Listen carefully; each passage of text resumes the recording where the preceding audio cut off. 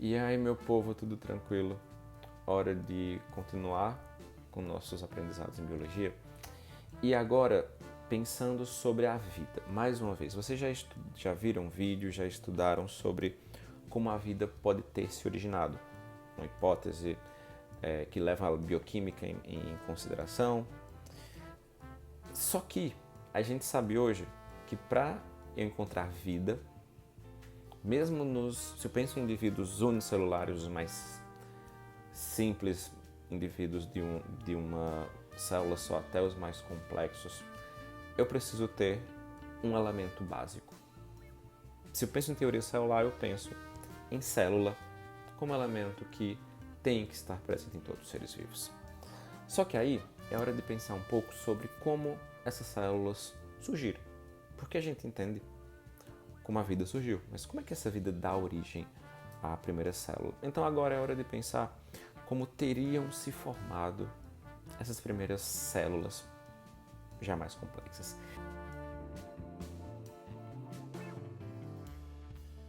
E aí, essa ideia chega para mim a partir de teóricos também.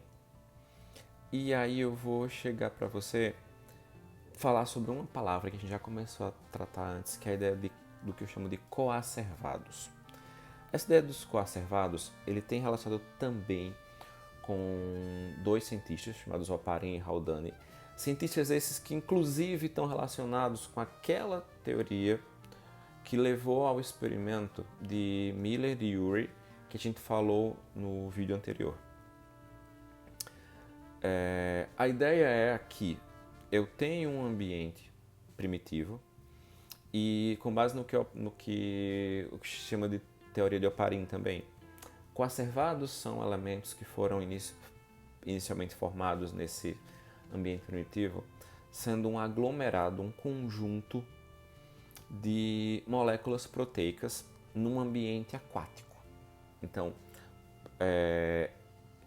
proteína formando uma bolsinha, estando envolta no ambiente aquático, isso gera um pouco de estabilidade para algo que possa estar ali dentro. Imagina um mar que está recebendo raios ultravioleta o tempo inteiro.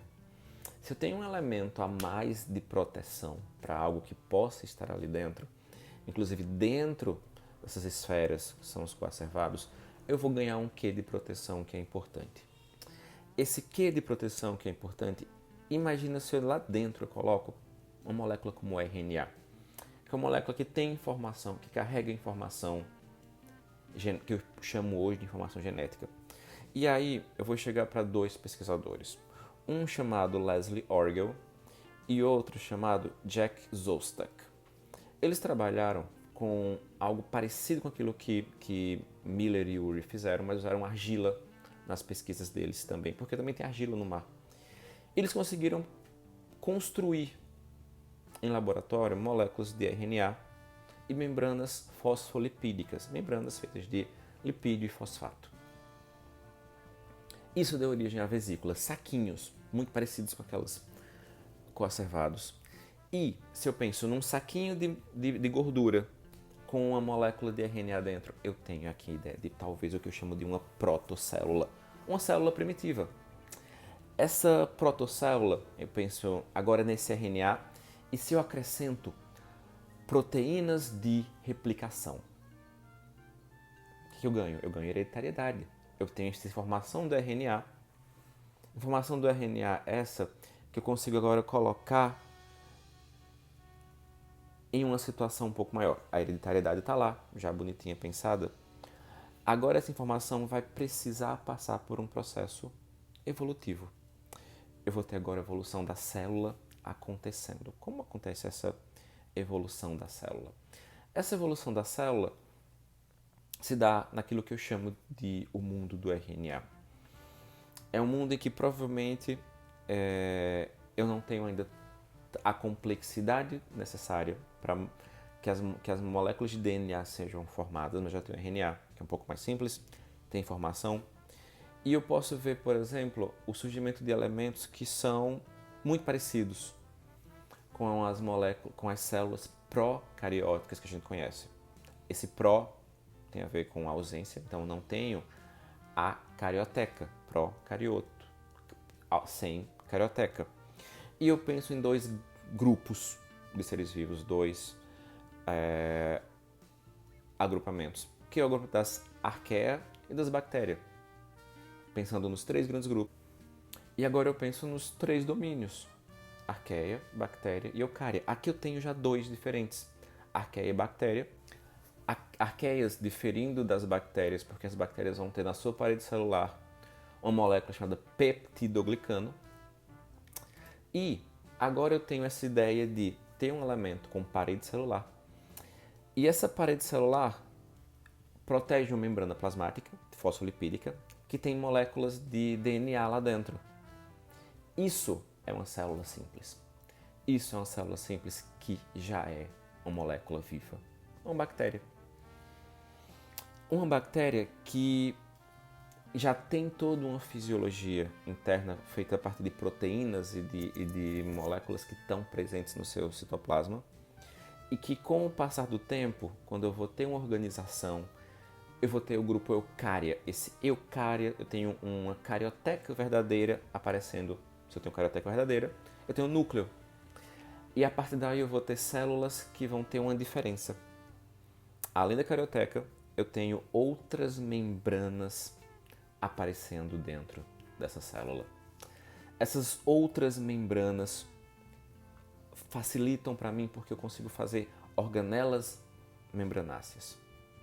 Uma organela que tem membrana é uma coisa que muda a maneira como a gente vê a vida depois, porque várias organelas que a gente vai estudar agora são organelas formadas por uma ou duas membranas. Isso garante uma possibilidade de aumento da complexidade da célula. Essa célula nucleada que depois vai se organizar em elementos pluricelulares. A partir da relação, inclusive, entre essas moléculas unicelulares, esses indivíduos unicelulares. Como eu posso ver, por exemplo, no que a gente chama de hipótese da origem endossimbiótica da mitocôndria e dos cloroplastos. Mitocôndria e cloroplastos, que são duas organelas características de animais e vegetais, cloroplasto dos vegetais, dos seres fotossintetizantes, e que tem como grande função a ideia de garantir energia para essas células, são organelas energéticas. A ideia é que e a gente consegue verificar que elas têm DNA, e o DNA delas é próprio e diferente do DNA nuclear. Então, o que pode ter acontecido? Provavelmente o que a gente chama de teoria endossimbiótica diz que pode ter acontecido um englobamento de bactérias. Então, uma bactéria acabou englobando a outra. Essa outra continuou funcionando viva dentro do citoplasma dessa primeira. E a característica que ela tinha para fazer, ela fazia lá dentro. Então, se eu produzir açúcar, produzir lá dentro. Se eu produzir ATP, produzir lá dentro. Isso dá para mim uma possibilidade de ter a comprovação de que essas bactérias se mantiveram vivas numa relação simbiótica. Isso, pessoal, é um dos pontos que mostra para mim a origem inicialmente de uma célula simples, procariótica.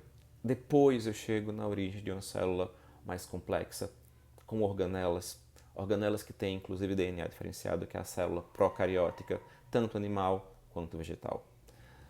A gente para aqui um pouco, para não ficar tão longo essa aula, e segue depois pensando sobre essa continuidade para começar depois a entender a maneira como cada célula diferencia da outra, e assim eu vou ter uma diversidade inicialmente de organelas, mesmo em